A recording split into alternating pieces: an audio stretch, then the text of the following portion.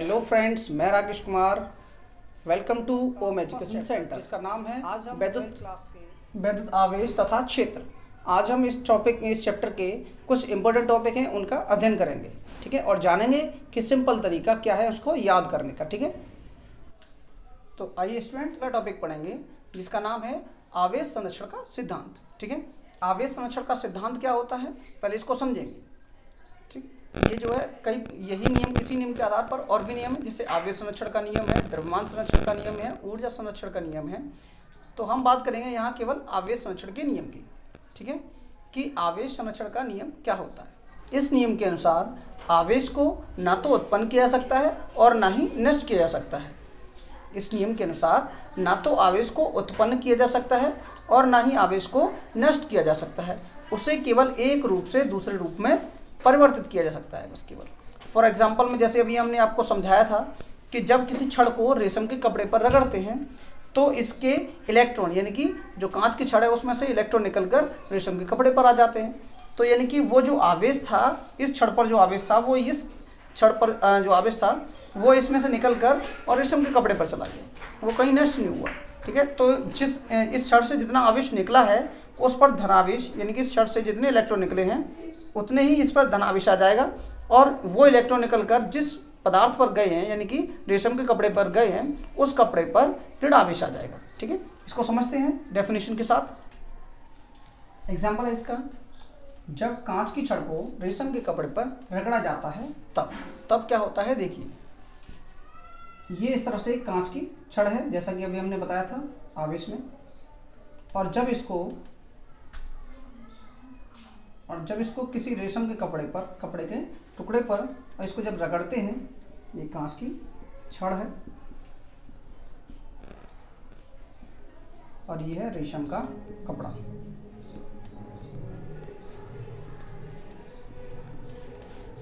ठीक है, और जब कांच की छड़ को रेशम के कपड़े से रगड़ते हैं तो हमने बताया था कि इसमें से कुछ इलेक्ट्रॉन निकलकर, कांच की छड़ से कुछ इलेक्ट्रॉन निकलकर रेशम के कपड़े पर आ जाते हैं।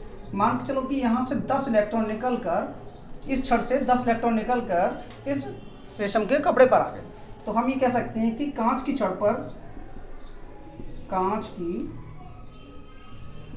पर आवेश कितना आ गया है, यानी कि 10 यूनिट।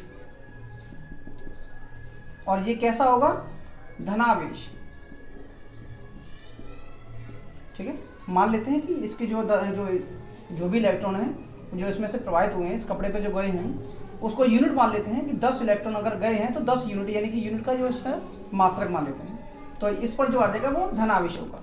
और सेम इतना ही आवेश इस कपड़े पर आ जाएगा, यानी कि रेशम के कपड़े पर अगर देखें हम, तो रेशम के कपड़े पर आवेश जो होगा वो -10 यूनिट होगा। ठीक है, जिसे बोलेंगे ऋणावेश। ठीक है, अर्थात धनावेश जितना होगा उतना ही ऋणावेश होगा। इस छड़ से जितने इलेक्ट्रॉन निकले हैं उतने ही इलेक्ट्रॉन इस रेशम के कपड़े पर पहुंचे हैं। तो यहाँ अगर हम नेट आवेश देखते हैं कि नेट आवेश क्या है, तो देखो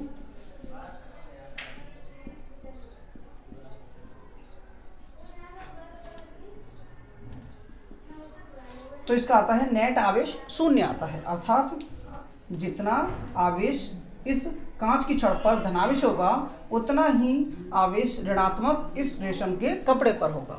ठीक है, तो ये है ऊर्जा संरक्षण, आवेश संरक्षण का नियम है, और ये टॉपिक यहाँ पर आपका समाप्त होता है।